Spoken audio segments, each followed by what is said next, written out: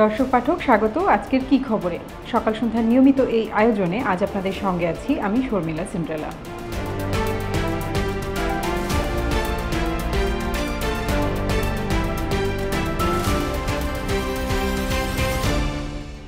ভারত সফর নিয়ে সংবাদ সম্মেলন করেছেন প্রধানমন্ত্রী শেখ হাসিনা। বিএনপির সমালোচনাকে উড়িয়ে দিয়ে তিনি বলেছেন, শেখ হাসিনা কারো কাছে দেশ বিক্রি করে না। ডক্টর মোহাম্মদ ইউনূসের প্রতি ঈর্ষাতুর বলে যে খবর আন্তর্জাতিক সংবাদ মাধ্যমে আসছে তাও নাকচ করে দিয়েছেন তিনি। শেখ হাসিনা বলেছেন, নোবেল পুরস্কার পাওয়ার কোনো আকাঙ্ক্ষা তার নেই। বিএনপি চেয়ারপারসন বেগম খালেদা জিয়ার হৃদযন্ত্রে পেসমেকার বসানোর পর তার অবস্থা স্থিতিশীল রয়েছে, একথা জানিয়েছেন বিএনপির মহাসচিব মির্জা ফখরুল ইসলাম আলমগীর। চিত্রনায়িকা পরীমনির মামলার তদন্তের দায়িত্ব নিয়ে তার সঙ্গে প্রেমের সম্পর্ক গড়ে তোলায় চাকরি হারাতে যাচ্ছেন অতিরিক্ত পুলিশ সুপার গোলাম সাকলায়েন। বিভাগীয় তদন্তে তার বিরুদ্ধে অসদাচরণের প্রমাণ পাওয়া গেছে। তাকে বাধ্যতামূলক অবসর দেওয়ার সুপারিশ জানিয়ে এ বিষয়ে পিএসসির মতামত চেয়েছে স্বরাষ্ট্র মন্ত্রণালয়। আইনি লড়াই শেষে 5 বছর পর যুক্তরাজ্যের কারাগার থেকে মুক্তি পেয়েছেন উইকিলিক্সের প্রতিষ্ঠাতা জুলিয়ান অ্যাসাঞ্জ। যুক্তরাষ্ট্রের কাছে শব্দ স্বীকার করে নেওয়ার চুক্তির মাধ্যমে তিনি মুক্তি পেয়েছেন বলে জানিয়েছে বিভিন্ন আন্তর্জাতিক গণমাধ্যম। 52 বছর বয়সী অ্যাসাঞ্জের বিরুদ্ধে যুক্তরাষ্ট্র তাদের জাতীয় প্রতিরক্ষামূলক তথ্য সংগ্রহ এবং তা প্রকাশের অভিযোগ এনেছিল। 2024 টি-20 বিশ্বকাপের সুপার 8-এর শেষ ম্যাচে বাংলাদেশের প্রতিপক্ষ ছিল আফগানিস্তান। এই ম্যাচে ডিএলএস মেথডে 8 রানে জিতেছে আফগানরা। তাতে বাংলাদেশের বিশ্বকাপ মিশনও শেষ হয়ে গেছে। খেলার মাঠে নজর রাখছিলেন আমাদের সহকর্মী শিহাবুদ্দিন। কি খবরে যুক্ত হচ্ছেন তিনি? শিহাব, আপনাকে স্বাগত। ধন্যবাদ আপনাকেও। আচ্ছা, বাংলাদেশের তো সেমিফাইনালে যাওয়ার একটা সুযোগ তৈরি হয়েছিল, কেন পারল না বাংলাদেশ? জি, খুবই ভালো একটা সুযোগ ছিল।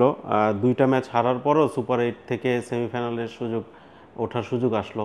সেটা অনেকটা আফগানিস্তানের কারণেই, তারা অস্ট্রেলিয়াকে হারিয়ে দেওয়াতে এই সুযোগটা তৈরি হয়। কিন্তু এত ভালো একটা সুযোগ অথচ বাংলাদেশ সেটা নিতে পারলো না।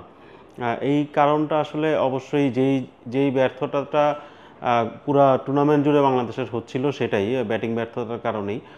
আর মানে চেজ করার, রান তাড়া করার জন্য যেই ব্যাপারগুলো ছিল বাংলাদেশ সেই জিনিসটা করতে পারে নাই। যেই ইন্টেন্টটা দরকার ছিল, যেই স্পৃহাটা দরকার ছিল ব্যাটারদের মধ্যে, সেটা আসলে দেখা যায়নি। প্রথম ওভারে 13 রান যে নিল লিটন দাস, সেই জায়গাটা পর্যন্ত ঠিক ছিল। এরপরে জোড়ায় জোড়ায় উইকেট পড়েছে এক এক ওভারে। এই জায়গাগুলো সত্যি বাংলাদেশকে খুব হার্ট করেছে। এবং মাহমুদুল্লাহ রিয়াদ, উনি এত অভিজ্ঞ একজন প্লেয়ার, তার আরেকটু যদি রানের দিকটা চিন্তা করতেন, বলগুলো মিস না করে, ডিফেন্ড না করে, তাহলে বাংলাদেশের জন্য একটু ভালো হতো। আর শেষ দিকে আরেকটা জায়গায় বলবো যে মাহমুদুল্লাহ আউট হওয়ার পরের বলেই রিশাদ বড় একটা শট খেলতে গিয়ে বোল্ড হলেন রশিদ খানের বলে। ওই বলটা উনি ডিফেন্ড করতে পারতেন, পরের ওভারগুলোতে চান্স নিতে পারতেন। ওই 11তম ওভারে যখন ওই 2টা উইকেট পড়ে গেল, বাংলাদেশের আসলে সুযোগটা তখনই শেষ। আফগান ক্রিকেটাররা তো নিজের দেশে অনুশীলনের সুযোগ কম পায়, তারপরেও তারা এত শক্তিশালী। বাংলাদেশের ক্রিকেটাররা এত সুযোগ সুবিধা পেয়েও কেন এত পিছিয়ে? আফগান ক্রিকেটারদের সেই সুযোগটা নাই। তারা নিজেদের দেশেও কিন্তু থাকে না। তারা সবাই প্রায় বেশিরভাগই থাকে দুবাইতে। সেইখান থেকে নিজেরা এক হয়ে অনুশীলন করা খুবই টাফ। তো ওদের একটা সুযোগই আসে যখন কোনো সিরিজ থাকে বা টুর্নামেন্ট থাকে, তখন ওরা এক হয়ে অনুশীলন করতে পারে। কিন্তু যেই জায়গাটায় তারা সবচেয়ে এগিয়ে, তাদের স্কিল, ট্যালেন্ট, এই জায়গাগুলো তারা খুব কাজে লাগায়। তারা বিশ্বের বিভিন্ন টুর্নামেন্টগুলোতে খেলে। সবচেয়ে বড় কথা, আইপিএলে খেলে। আইপিএলে প্রায় ওদের 6-7 জন ক্রিকেটার খেলে। এইটা আসলে ওদেরকে অনেক আগে এগিয়ে দিয়েছে। বাংলাদেশের ক্রিকেটাররা এই জায়গাটা অনেক পিছিয়ে গেছে। আচ্ছা, এই হার বাংলাদেশের ক্রিকেটে কি প্রভাব ফেলবে?